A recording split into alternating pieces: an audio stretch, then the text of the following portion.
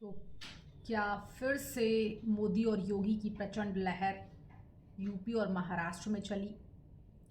UP उपचुनाव में BJP की तभी सुनामी आ गई। इंडिया गठबंधन क्या फिर से बेअसर दिखा?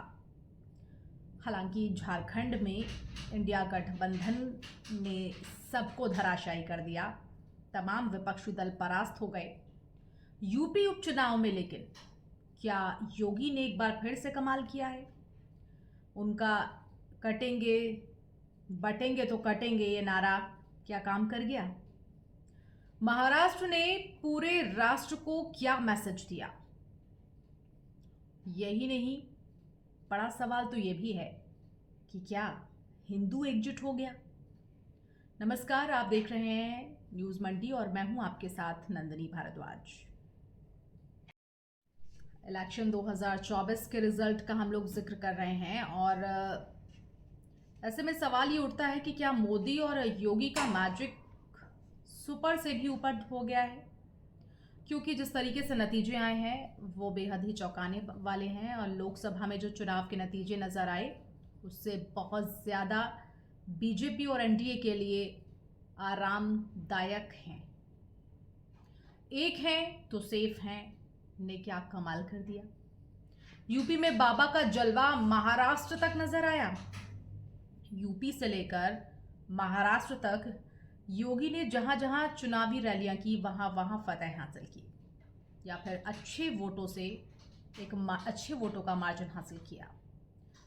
तो क्या यूपी में योगी का मैजिक सवार हुआ वोटर्स के सिर? और क्या साइकिल को पंक्चर माना जा सकता है? महाराष्ट्र ने तो पूरे राष्ट्र को एक बड़ा मैसेज दे दिया, लेकिन क्या महाराष्ट्र और यूपी में जो एक बड़ा मैसेज गया है वो 2027 में यूपी में एक बार फिर से नजर आ सकता है?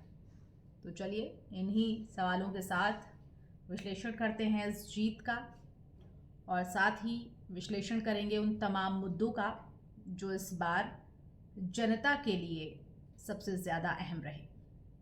तो महाराष्ट्र में भगवाधारी महायुति की सुनामी आई।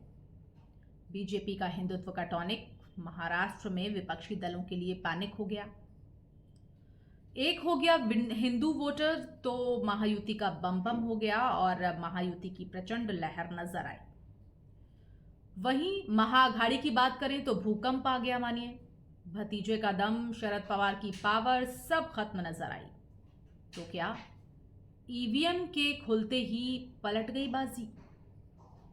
क्योंकि महाराष्ट्र विधानसभा चुनाव का जो रिजल्ट सामने आया उसने सबको चौंका दिया। महायुति ने एक तरफा जीत हासिल की और ऐतिहासिक जीत बना दिया इसे। तो वहीं से 2.5 साल से चल रही शिवसेना की लड़ाई का भी राजनीतिक फैसला हो गया। एनसीपी पर भी पब्लिक अपना रुख साफ करती नजर आई। जनता ने किसको मैंडेट दिया ये सबके सामने है। महायुति ने एक तरफा जीत हासिल की, ऐतिहासिक जीत का इतिहास बनाया। तो वहीं महायुति ने जिस तरह से प्रदर्शन किया है उसकी किसी को उम्मीद नहीं थी। लोकसभा के जो नतीजे थे उससे साफ सवाल उठने लगे थे कि क्या महायुति विधानसभा में कमबैक कर पाएगी। हालांकि जब अधिकांश एग्जिट पोल्स सामने आए तो राज्य में महायुति की सरकार वो बना रहे थे, लेकिन इतने बड़े मैंडेट मिलने की उम्मीद शायद किसी को नहीं थी। तो सवाल खड़ा होता है कि ऐसा क्या हो गया जो लोकसभा चुनावों में नहीं हुआ था और बीजेपी गठबंधन लोकसभा चुनावों में जितना पिछड़ गया था उसका इस विधानसभा चुनाव और यूपी उपचुनाव में अलग ही रौला नजर आया, अलग ही प्रभाव नजर आया। वो कौन से कारण थे? क्या एक बार फिर से बीजेपी को किंग मेकर वो बना रहे हैं? और यूपी उपचुनाव, महाराष्ट्र विधानसभा चुनाव की जीत का विश्लेषण भी कर लेते हैं। बीजेपी शिंदे की शिवसेना और अजीत पवार ने एकजुट होकर ये चुनाव लड़ा। विपक्ष की एमपीए में जो नहीं दिखा। बीजेपी शिवसेना एनसीपी वाली महायुति जहां अपनी योजनाओं और बातों को जनता तक पहुंचाने में सफल रही, तो दूसरी तरफ महाविकास अघाड़ी में कई बार तो आपस में ही खींचतान दिखी। यहां तक कि चुनाव के बीच में सीएम पद को लेकर भी बयानबाजी दिखी। और माना जा रहा है कि महाराष्ट्र की जनता ने विकास और सुरक्षा को अपना चुना। झारखंड की बात कर लें, वहाँ जीत भले ही इंडिया गठबंधन के से सजी हो, लेकिन महाराष्ट्र में हार का सामना करना पड़ा इंडिया गठबंधन को। अब आखिर महाराष्ट्र में एमवीए की हार की वजह क्या है, उसकी भी चर्चा कर लेते हैं। महाराष्ट्र में महायुति कैसे बनी महाबली, महाअघाड़ी से कैसे निपटी महायुति?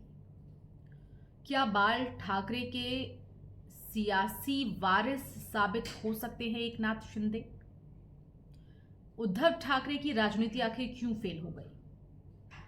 महाराष्ट्र में महायुति की जीत के वजहों का भी हम एनालिसिस करेंगे, विश्लेषण करेंगे और सवाल भी खोजेंगे, इन सवालों के जवाब भी खोजेंगे कि अब महाराष्ट्र की गद्दी का असली वारिस कौन होगा, यानी महाराष्ट्र का मुख्यमंत्री कौन होगा।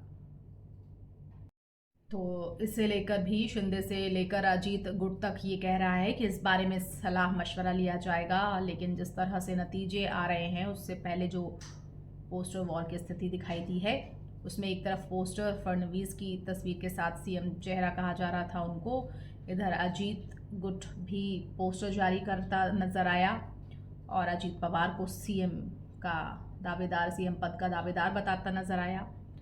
इस रेस में शिंदे भी नजर आए और सीएम पद को लेकर सभी पार्टियां अपने अपने दावे कर रही हैं। अजीत दावे कर रहे हैं कि अजीत पवार मुख्यमंत्री बनने चाहिए, शिंदे गुट दावा कर रहा है कि एकनाथ शिंदे बनने चाहिए मुख्यमंत्री महाराष्ट्र के। तो वहीं फडणवीस का भी जो उनका समर्थकों का दल है वो ये कह रहा है कि देवेंद्र को ही सीएम पद का दावेदार आगे करना चाहिए एनडीए को। अगर पॉलिटिकल एक्सपर्ट्स की माने तो उनका कहना है बीजेपी को जो बहुमत इस बार मिला है उससे चर्चा यही है कि सीएम फेस बीजेपी का ही हो, यानी देवेंद्र फडणवीस इसमें आगे हो सकते हैं। लेकिन अगर बीजेपी की रणनीति को समझा जाए तो बीजेपी अक्सर चौंकाने वाले फैसले करती है, तो ऐसे में ये कहना अभी मुश्किल होगा कि आगे सीएम फेस बीजेपी कौन सा करती है। सामने ये भी आ रहा है कि 2 डेप्यूटी सीएम भी बन सकते हैं इस बार महाराष्ट्र में। तो जैसा पहले देखने को मिला था, अन्य राज्यों में भी देखने को मिला कि सीएम पद को लेकर बीजेपी के फैसले सोच के परे ही साबित हुए हैं। तो क्या फडणवीस होंगे या कोई नया चेहरा महाराष्ट्र का सीएम पद का दावेदार होगा? हालांकि अजीत पवार को डेप्यूटी सीएम और शिंदे को अगर नहीं मानते तो केंद्र में उनको जगह दी जा सकती है।